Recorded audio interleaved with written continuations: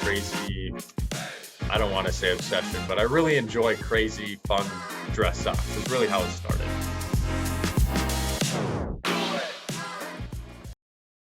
Hi everyone, welcome back to the new episode of Ecom 365.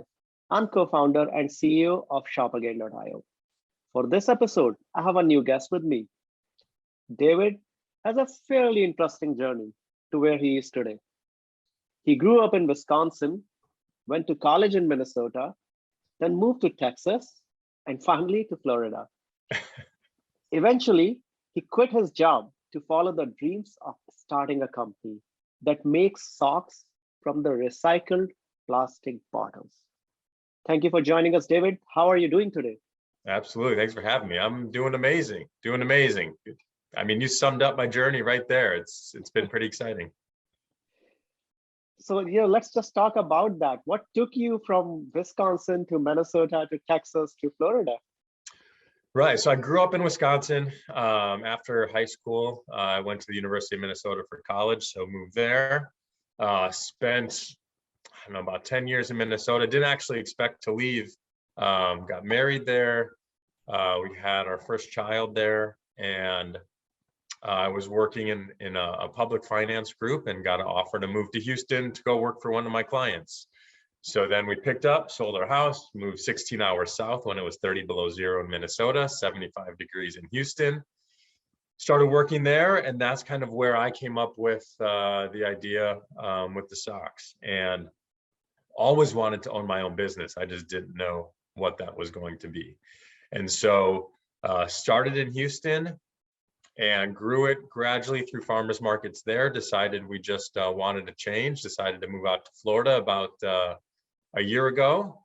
And obviously the business came with us. We've been growing it, continue to grow it. And that's kind of been our journey, or from those locations at least. Amazing.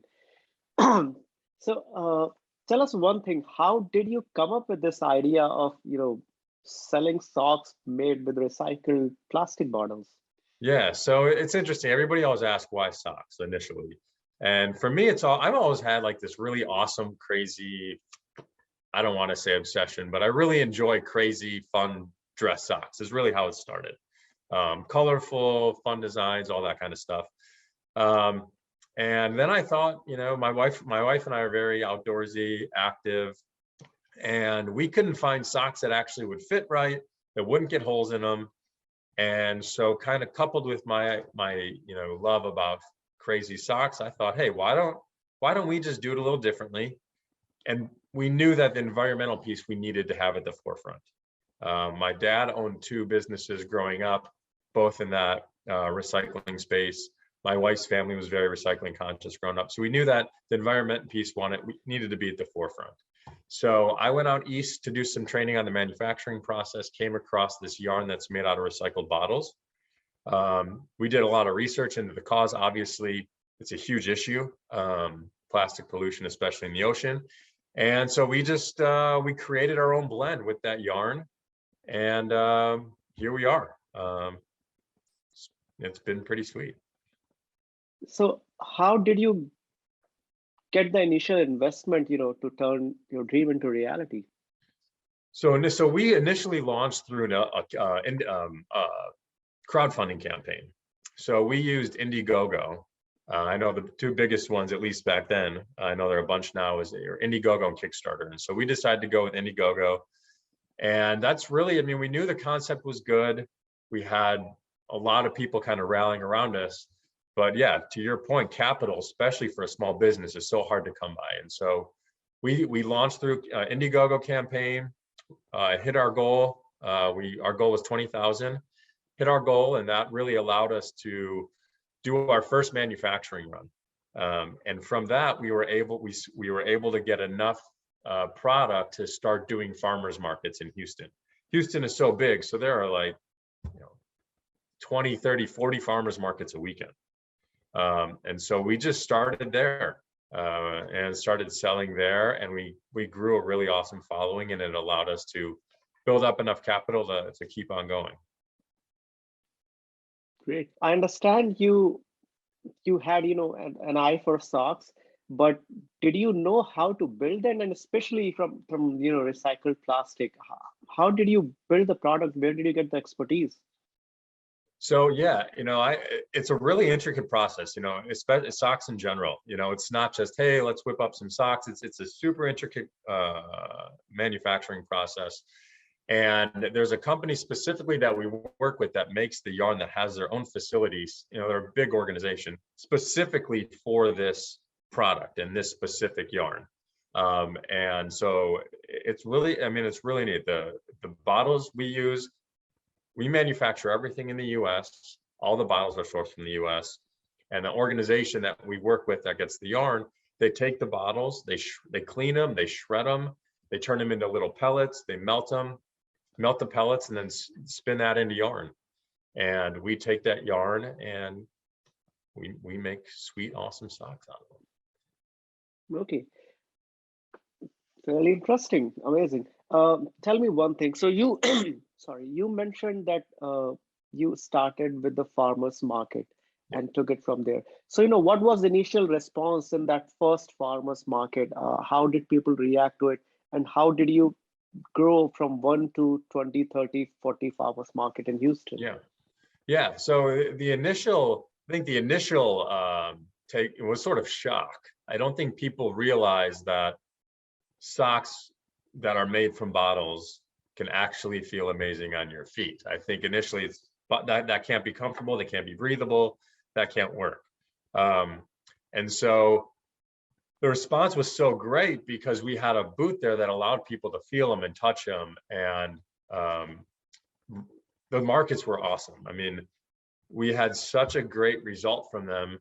It was spreading by word of mouth. We'd have, every week we'd have people walking by the booth wearing the socks, or it was such an organic, loyal customer base where we'd have people coming up who were interested, and then we'd have people at the market who were wearing them who would run up to our table and say, you need to buy these socks, these are incredible and this is why. And so they would buy them. And because we were face to face and we could talk about it, and they could see it and they could feel it, they were just there, and they're great socks. The product itself is fantastic. So it was a really, right out of the gate, we knew we had something. And so basically from that point, it was me just trying to figure out how I can hire enough people to get to enough farmers markets so that we could really kind of build it out. And so I had about 7 or 8 people who were running farmers markets for me around the city. And they were usually doing, 1 to 2 markets a weekend. And the response was always great.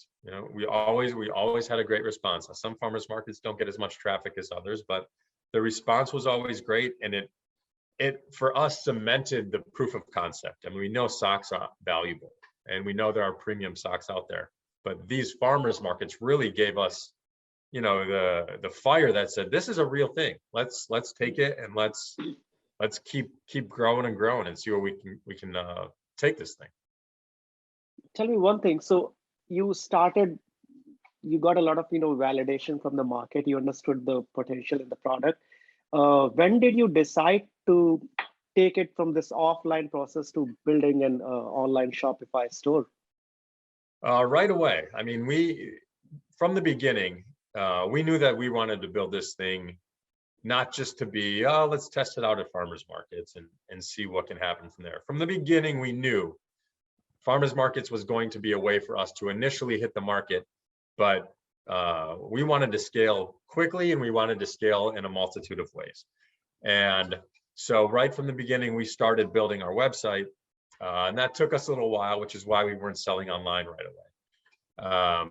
And so we started in the farmers markets, and then gradually what I started doing as we were working on the website, I just started picking up the phone and calling every single place around Houston that I could, from a retailer standpoint, a small local retailer, any place that I could, I called them to see if we could sell our socks there. And we were able to get into a lot of small little places in Houston, which allowed us to, again, sort of grow our footprint within Houston. And so once our website hit, we started doing some social ads, paid ads, doing some SEO type stuff on that side of it. And so all those working, congruently together, allowed us to really not only get such a great following in Houston, but start to grow nationally, internationally. I want to know, why is being environmental conscious was so important to you? So for us, it's about, obviously we wanted to have a good product, but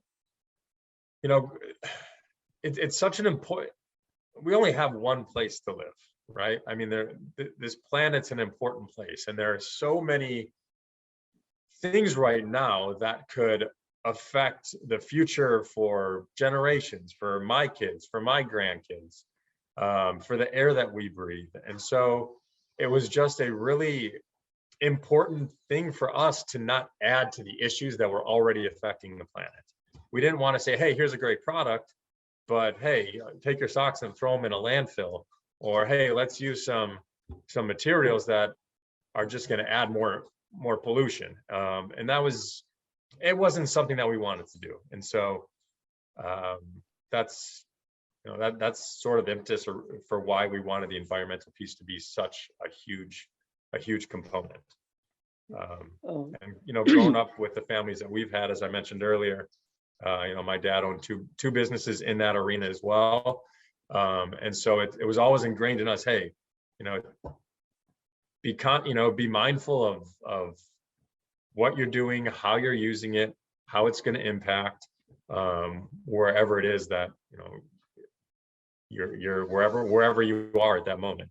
And so we've taken that to heart, and we make decisions with how it's going to impact the environment, from the product to the packaging, which is made out of recycled paper. So it comes full circle, and we're aware that the planet is something that we don't want to ruin. So trying to do our part. That's great, actually. I know Swagger, your brand has taken a lot of initiatives towards sustainability. Could you tell us some of those initiatives? Yeah, so obviously the socks are made out of recycled plastic bottles, but we're working with an organization. We partnered with an organization called 1% for the Planet. And so what we do is we donate 1% of our revenue at the end of each year to a nonprofit organization that's mission is to help the environment.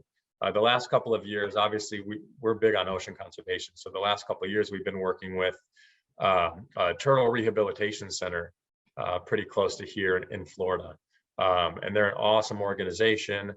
And that's one initiative that we're really excited about. We've done a couple of beach cleanups back in Houston, as well as here. And one of the really cool things that we're doing with our socks, and it's something we try and talk about as much as we can, but what we call our 360-degree sustainability initiative, where customers can send back their socks after they're used. And we work with an organization who will take the socks, break them back down into fiber. We can repurchase that and make more socks, or they sell it to other organizations who will then use that to make other products. So, we're really full circle sustainability. It's not, we're not advocating, hey, take your socks, wear them, toss them in the garbage, let them sit in a landfill. So, those are a couple of things that we're working on, and we're always looking to try and do more, find more opportunities, and make people more aware of how easy it can be to be sustainable and make some of those choices that sometimes seem overwhelming, make them less overwhelming. That's an amazing story. This is the first time I'm hearing where someone combined their passion and the cause they care about and their desire to be a business owner, everything put together into one, and really bringing forward and building a brand which kind of fulfills all your mission in life. Yeah, and I appreciate that, and it's true. It's when you can bring a handful of passions together, it makes the day a lot more fun. I can tell you that. I enjoy sitting around and being able to work on stuff that I love, and super appreciative of that every single day. And I wouldn't have it any other way. Happy to hear that. Thanks for joining us, David. Yes. Finally, to our viewers, if you have any questions about e-commerce, paid acquisition, marketing, retention, or development? Email us at ecom365@shopagain.io, and we will have them answered by an expert in the future episodes. This episode was sponsored by ShopAgain.io, an AI-powered customer retention platform. Thank you for joining us.